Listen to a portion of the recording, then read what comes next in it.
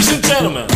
Hello everyone, welcome back to my YouTube channel. In today's video, we are going to see how we can upload any Excel file or any spreadsheet on Tableau and the steps that you have to follow. So what you have to do is you have to open your Tableau using the search button, go and search for it, and then once you are on this page, you have to tap on to the Microsoft Excel button, and once you will on this page, you have to search for the file that you wanted to upload. So there is one sample superstore database that you can upload and test how to upload it. So if you have uploaded, this is how your connection will look like. Once you have uploaded, you will have all the tables on the data source page, and you have another page called sheet 1.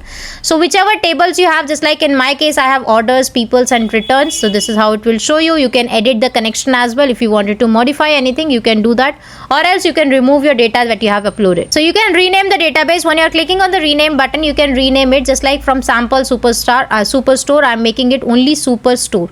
So you can just rename it like this, and this is the interface that will open for you once you have uploaded it. So what you have to do is you have to go to the new data source, then select MySQL. From that, then you have to enter the basic details, which database, username and the password. Once you will enter the password and you will tap on the sign in button, you will be on your database server.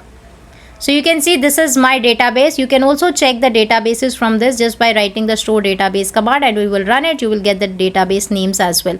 So if you wanted to make any changes in the database name, you can do that too. Just like in my case, I have multiple database. If you wanted to use any specific, you will mention it over here. Just like in this case, I'm using Irfan 1. Then I'm going to sign in. And you can see all the databases from here as well. So if you have not selected the right one, you can select from here as well. All the tables which are available on your database will be integrated in this. So if you like this video, don't forget to hit the like button and subscribe to my channel for more.